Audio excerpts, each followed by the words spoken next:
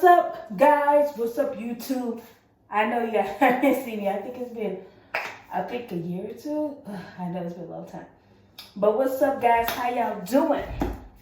Y'all doing good? I'm doing good too. So, yes, I have not been on YouTube for a while. I'm not gonna lie, I gave up. Because I was like, I ain't getting no subscribers. Nobody was messing with me like that.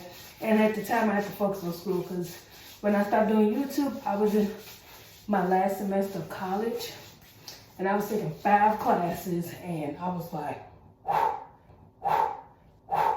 shame me chill out. So that's why I checked out for a while. And I was in a space in my life where I just wasn't happy, and I was still trying to figure some stuff out. Hold on. And yeah, so like let me speed through things because I don't want this video to be long. So I finished college. I left school in April 2018. I graduated. Well, I got my degree. I finished school October 2018, but I got my degree December 2018. Whew. So that's just the school thing. Now, when I left college, I started working in these jobs. I started working for a job called Unico. And the first week I started working, which was like June 18 or something, my stepdad, he died. And when I say he died, like, he's been sick for the past couple weeks. Me and my mom's been like on pins and needles, like, oh my God. I remember he drove on the wrong side of the street when he brought me back from the doctor. It was a lot of stuff. Like, he was just forgetting to do stuff, was driving crazy. It was a lot. Or he just wouldn't pick up, call my mom or check in and things like that. So June 20th, I was at my sister's house, came home. Something told me, Jesse, go home. So I went home, and I saw the door was unlocked, and I'm looking to see my stepdad because prior to that, he had fell in the tub. He like blacked out and fell in the tub. So I looked out and see him. But I felt like God was saying, like, Justinian, something is about to happen. Prepare yourself. So when I'm at work, when I'm at work, I usually turn my phone off because people call me and stuff like that. It's a big distraction. And we couldn't have our phones on the floor working for the job. So I get off, I go on, break with some of my coworkers, stuff like that. We have a good time chilling. I have all these missed calls. Message me, call him, he needs to come home, call me. Call my sister, my middle sister, she was like, Jesse, just come home. I'm calling my mom, she didn't pick up. My sister's like, Jesse, just come home. And I asked my older sister, I was like, just what's up, tell me. She was like, Michael, Dad. I'm like, you bleeping kidding me. I'm like, what the hell? She was like, yeah, he Mom went home. She was calling him, looking for him, stuff like that. And she came home and found him laid against their bed with the phone like an inch away from him, like he was trying to call 911, and blood coming out of his mouth. And I was like, oh my God. Remember when I said earlier, I went home early, the door was unlocked, the alarm wasn't on, this stuff like that, and I said God was preparing me for something. That's what he was preparing me for. So I went back to work. I was like, I gotta go home. My stepdad just died. So I went home. My mom she had her friends that they came over. She was still in a little bit of shock. She was just like trying to figure out what she was gonna do. She was also a husband of over 10 years. And what we ended up doing was that we packed up some of my stuff and went to my sister's house, who lived in Chicago, and stayed with her for I think a week or so, or maybe 5 days. And we didn't have a funeral. It was more like a celebration where his friends and family came. We danced, said a couple things. His daughter said a beautiful poem. I wish I had that poem. It was very beautiful. It was called Dear Dad. Beautiful. And his family came, showed out, did all that. We ate good. We had a good time. Like, that's the type of funeral he wanted. He didn't want people to be crying and stuff. He wanted you to come party, have a good time, come jamming. This is his signature move. Oh, man. So that's what happened. So he died. So technically it's been a year. And June, my mom came down for the anniversary of his death. What we did was that we each lit a sparkling cigarette in honor for him and say something we remember about him, something memorable about him, just to like have that day going a peaceful day. Like, think positive, because you never want to think about your loved one dying.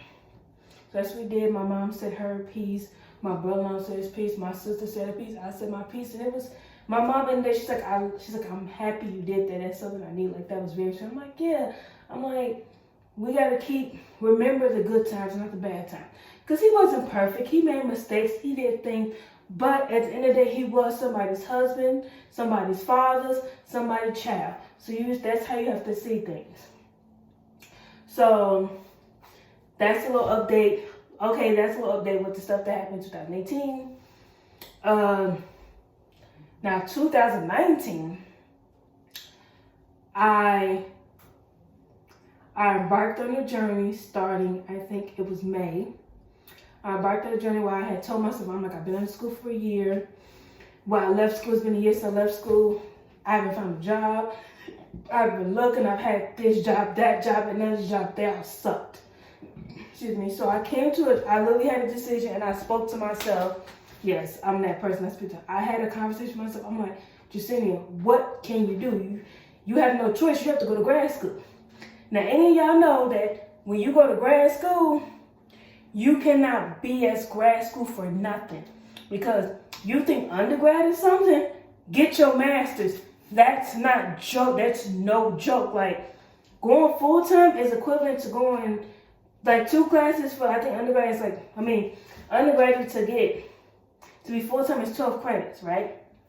That's full time. Graduate program is 6 credits, and sometimes depending on school. But it's 6 credits, and that's 6. Those 2 classes are equivalent to you doing a full load undergrad. So imagine you doing 2 classes. Perfect example.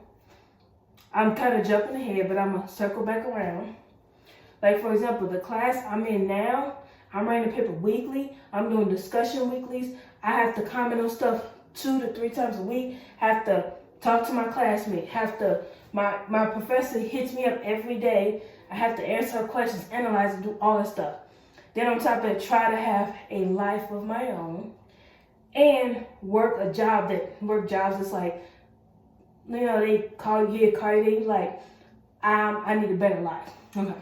Now let's circle back. So I was living in Virginia at the time, and I came to the decision. I was like, I'm gonna get my master's. Now, I told myself I'm not gonna get a master's. I'm gonna do this, I'm gonna do that, and it just nothing worked the way I needed to.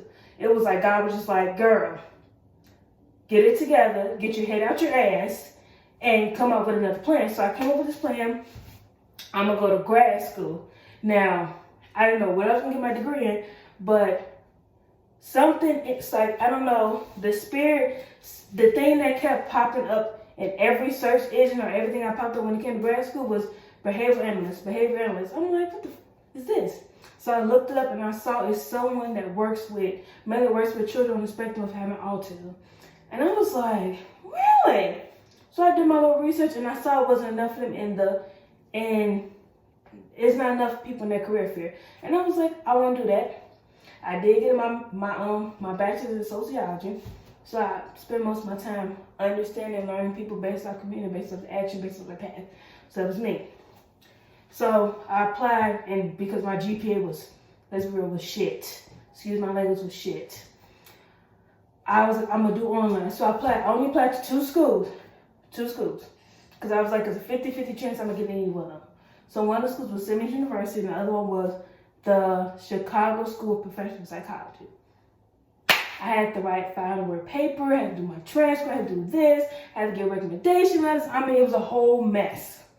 Whole lot of mess. So, long story short, I didn't get it to Simmons. I actually didn't even get into the Chicago School of Professional Psychology. So, he called me, he was like, oh, Jacinta, you didn't get in. I'm like, damn. He was like, but wait, I have an alternative, right? He said, this is what you can do. You can get your master's in psychology and have a concentration in behavioral analyst.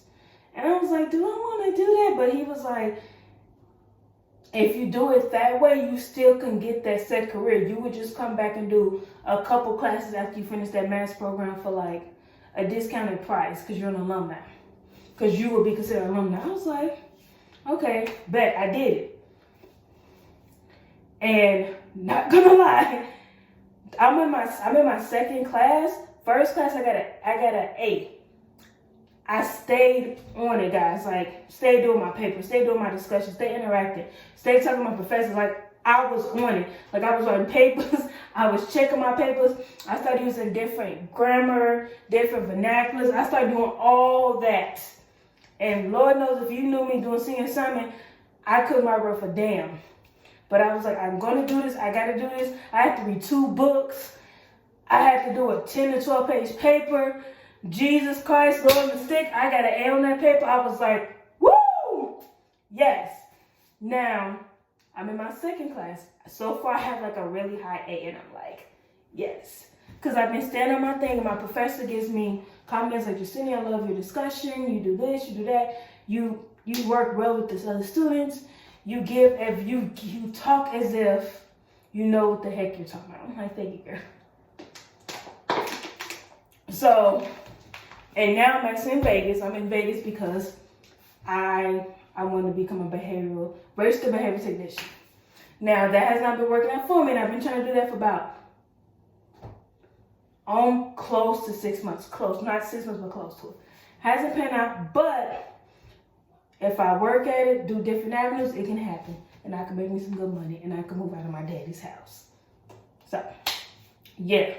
But that's just a little update on the little stuff you're missing. Like, it was little stuff here and there, but that's not important. I told you guys the most important and major things that is happening in my life. So, yeah. Now I'm going to upload this so you guys can see it. Hopefully I get people to watch it. Hopefully. Now, you guys can subscribe to my channel. Leave a comment below. I did say press the like button on that. You can hit me up on all my social medias. The one I'm more active on is Instagram, so you can hit me up on there. I don't mess with Twitter because Twitter just be like, bleh. Yeah, so you can, like I said, you can look me up on mainly my Instagram. Have any questions, put in the comments down below. Love you guys. Peace.